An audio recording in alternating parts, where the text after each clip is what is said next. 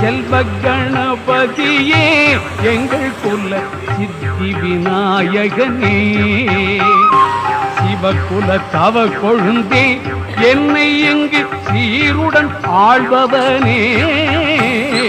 செல்வ கணபதியே எங்கள் குல சித்தி விநாயகனே,